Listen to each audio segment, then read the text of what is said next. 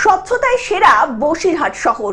কেন্দ্রীয় সরকারের আবাসন ও নগর উন্নয়ন দপ্তরের উদ্যোগে পরিচালিত স্বচ্ছ মিশন 2.0 অংশ হিসাবে সম্প্রতি বসিরহাট শহরের পাশাপাশি সারা রাজ্য জুড়ে চালানো হয়েছিল এক বিশেষ সমীক্ষা। শহরের প্রতিটা ওয়ার্ডে বজ্র পৃথকীকরণ সংগ্রহ এবং পুনর্ব্যবহারযোগ্য বজ্রের ব্যবহার কতটা কার্যকর হচ্ছে তা যাচাই করে সমীক্ষার ফলাফলে বসিরহাট পৌরসভা পেয়েছে গর্বের স্বীকৃতি আবর্জনা মুক্ত শহরের তকমা।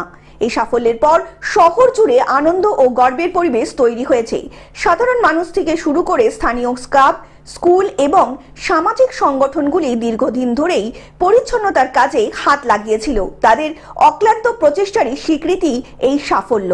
অন্যদিকে কাউন্সিলরকে সঙ্গে নিয়ে বসিরহাট পৌরসভার পৌরমাতা অদিতি মিত্র চৌধুরী জানান, আগামী দিনে আধুনিক বজ্র প্রক্রিয়াকরণ কেন্দ্র গড়ে তোলা হবে। পাশাপাশি দরজায় দরজায় বজ্র সংগ্রহ, ভেজা ও শুকনো আবর্জনা আলাদা করার প্রকল্প আরও জোরদার করা হবে বলে জানান তিনি। অন্যদিকে প্রশাসনের আশা, নাগরিকদের সহযোগিতা অব্যাহত থাকলে বসিরহাট পৌরসভা আগামী দিনে পশ্চিমবঙ্গের অন্যতম পরিচ্ছন্ন, সবুজ ও স্বাস্থ্যকর শহর হিসাবে গড়ে উঠবে।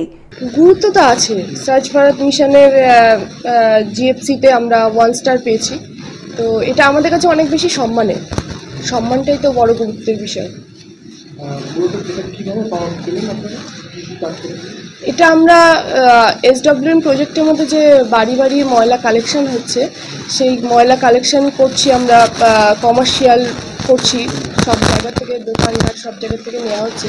সেই ময়লা কালেকশন করে সেখান থেকে আমরা ওয়েটার্স দিয়ে সার বানাচ্ছি, সার বানিয়ে সেটা সেল করছি। তার সাথে সাথে এখনও ড্রাই ওয়েস্টে কোনো প্রজেক্ট রেডি করতে পারিনি, তবে আগামী 6 মাসের মধ্যে সেটাও রেডি হয়ে যাবে।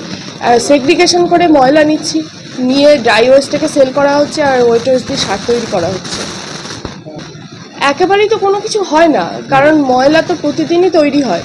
তো আমরা চেষ্টা করছি সেইটাকে কিভাবে পরিষ্কার রাখা যায়, এবং আগের থেকে অনেক বেশি পরিষ্কার আছে।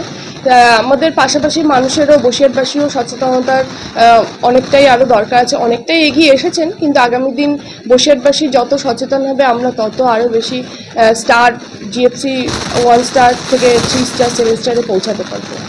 প্লাস হচ্ছে ওপেন, হ্যাঁ, তো সেইটা আমাদের ধরুন আগে আমাদের নদীর ধারে যে ওপেন টয়লেটগুলো ছিল, সেগুলো এখন অনেকটাই বন্ধ হয়ে গেছে, নেই বললেই চলে, একটাও নেই। তো সেগুলো আছে, আমাদের কমিউনিটি টয়লেট আছে, সেগুলো কিভাবে ব্যবহার করা হচ্ছে, কতটা পরিষ্কার পরিচ্ছন্ন হচ্ছে, সেসব দেখে ওনারা এই রেজাল্টটা দিয়েছে। দক্ষিণ 24 পরগনা থেকে সৌমাভ মণ্ডলের রিপোর্ট, গ্লোব নিউজ। এখন থেকে গ্লোব টিভি দেখুন আপনার স্মার্টফোনেও। গুগল প্লে স্টোর অথবা অ্যাপল স্টোর থেকে ডাউনলোড করুন গ্লোব টিভি লাইভ অ্যাপ। এছাড়া জিও টিভি অ্যাপ থেকে দেখুন গ্লোব টিভি লাইভ।